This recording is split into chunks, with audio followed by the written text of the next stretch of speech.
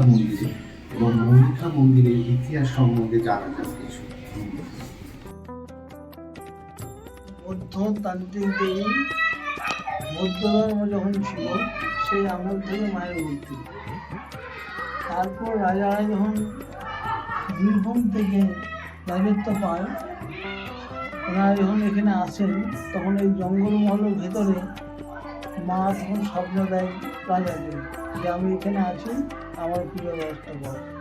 তখন রাজা জঙ্গল কেটে দেখেন যে মায়ের মূর্তি আছে, মন্দির ভেঙেছে। তারপর রাজা কিন্তু মন্দির তৈরি করে এবং রাজার যে রাজগুরু সে হচ্ছেন কাশীর সমরি মঠের দণ্ডেশ্বরী, শঙ্করাচার্যের 10টা শিষ্যের মধ্যে একজন। তিনি বললেন ওনাকে যে ইনি তো বৌদ্ধ তান্ত্রিক দেবী, তবে তোমাদের সিংহ বাহিনী হচ্ছে কুলদেবী এবং সিংহ বাহিনী ধানিয়ের পুজো হবে। তারপর রাজা এখান থেকে তারাপীঠ যান। তারাপীঠ মন্দিরে গিয়ে পুজোতে উনি নিজেই পুজো করতেন, বসে গেছেন। ওখানকার অবধূতরা ওকে বলেন যে বেরিয়ে যান, আমাদের রানীমার আগে পুজো হবে, তারপর আপনার পুজো। তা উনি বললেন যে আমার অর্ধ সমস্ত পুজো সেই, আমি কী করে বেরোয়? তখন বললেন না, আমাদের রানীমার পুজো না হবে কিন্তু আপনার অন্য কাউকে দেবো না। উনি কাঁদতে কাঁদতে বেরিয়ে আসছেন এবং মা তারাকে বলেন যে মা তোর পুজো দেবো, কিন্তু আমি আমার এরিয়া থেকে পুজো দেবো, নেবার যদি হয় ইচ্ছা বা মিস না এই প্রথম শেষ। উনি তারাপীঠের যে নদী আছে, নদীর পশ্চিম পার হচ্ছে মৌর্য রাজা এরিয়া। ওই কবিচন্দ্রপুর গ্রামে ওখানে মন্দিরের সোজাসুজি একটা বেদি করে পুজো আরম্ভ করেন। আর এদিকে রানী ভবানীর পুজো চলে তারাপীঠ মন্দিরে। তখন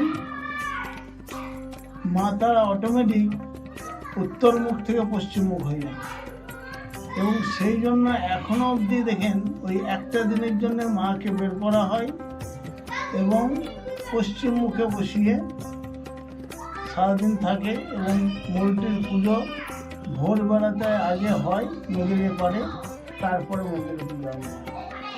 আর তারপর বামদেব আসেন। বামদেব এসে কন্টিনিউ 2 বছর এখানে ছিলেন। মায়ের আদেশ যখন পেলেন, আদেশ পাওয়ার পর উনি এখান থেকে চলে গেলেন তারাপীঠ।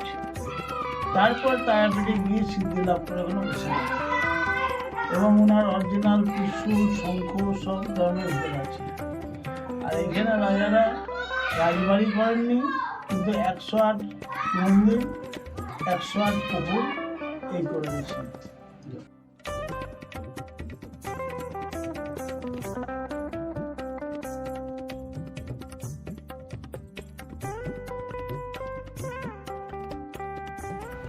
ভিডিওটা সম্পূর্ণ দেখার জন্য ধন্যবাদ এবং সাথে থাকার জন্য অনেক অনেক ধন্যবাদ।